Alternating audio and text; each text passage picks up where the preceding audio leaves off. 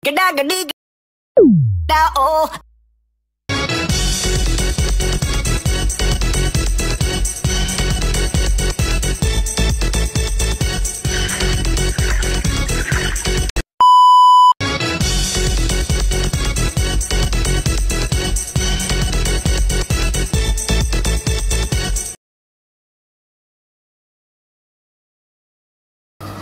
Bismillahirrahmanirrahim. Assalamualaikum warahmatullahi wabarakatuh. Hamdan syukran lillah amma ba'du. Yang saya takdimi pengasuh Pondok Pesantren Zainul Hasan Genggong Al-Mukarram Kiai Haji Muhammad Hasan Mutawakil Allah SHMM. Yang saya hormati Bapak Rektor Universitas Zainul Hasan Genggong Dr. Abdul Aziz Wahab BA MAG. Yang saya hormati Dekan Fakultas Tadris Umum Ibu Wahyu Lestari, MPD, sekaligus selaku dosen pengampu mata kuliah evaluasi hasil belajar matematika, dan yang saya sayangi kedua orang tua serta teman-teman, tak lupa pula teman-teman seperjuangan. Perkenalkan, nama saya Andini Nurul Esyati, saya mahasiswi dari Fakultas Tadris Umum, program studi Tadris Matematika. Baik, di sini saya akan mempresentasikan sebuah PPT, saran evaluasi. Yang A, subjek evaluasi. Itu adalah seseorang melakukan pekerjaan berupa penilaian, dan yang B adalah sasaran evaluasi. Sasaran evaluasi itu adalah semua hal yang difokuskan pada pusat pengamatan dikarenakan penilaian bertujuan untuk mendapatkan informasi. Selanjutnya ada pembagian tugas yang ditetapkan di dalam subjek evaluasi. Yang pertama, subjek evaluasi pendidik dijalankan untuk mengevaluasi peserta belajar atau pencapaian. Yang kedua, evaluasi untuk menggunakan skala, maka subjeknya dapat bertanya kepada petugas yang telah dipilih. Harus dilakukan pelatihan evaluasi terlebih dahulu. Yang ketiga, evaluasi kepribadian. Evaluasi kepribadiannya dengan alat ukur yang terstandarisasi oleh ahli psikologi. Selain alat yang digunakan harus dirahasiakan, maka subjek evaluasi haruslah orang yang mampu dan ahli, sebab respon dan tingkah laku orang yang dites harus diinterpretasikan dengan cara yang telah ditetapkan.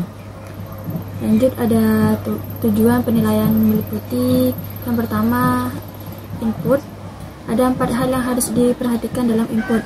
Di antaranya yang pertama, aspek kemampuan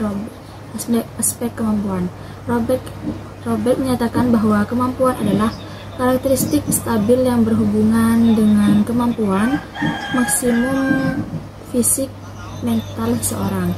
Yang kedua, ada aspek kepribadian, adalah proses tingkah laku calon peserta, baik buruknya kepribadian mereka secara psikologis mempengaruhi keberhasilannya dalam mengikuti pembelajaran.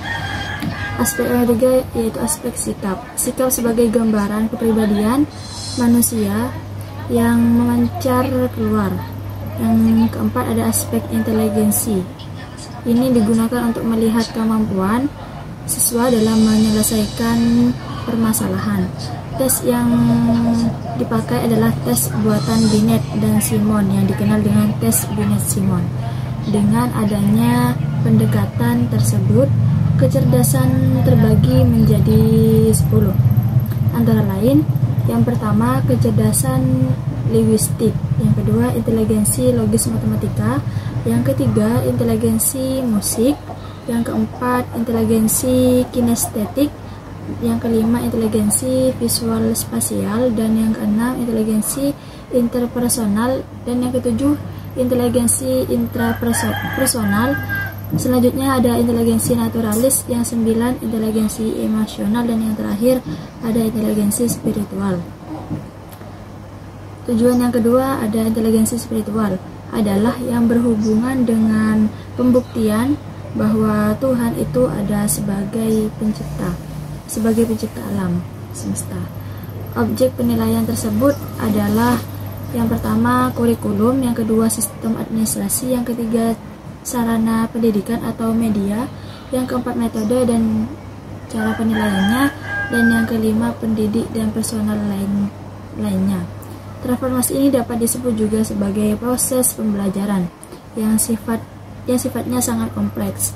Unsur-unsur dalam transformasi antara lain yang pertama materi pelajaran, yang kedua metode mengajar dan teknik, yang ketiga penilaian sarana atau media pendidikan, yang keempat sistem administrasi, yang kelima pendidik dan unsur-unsur personal lainnya.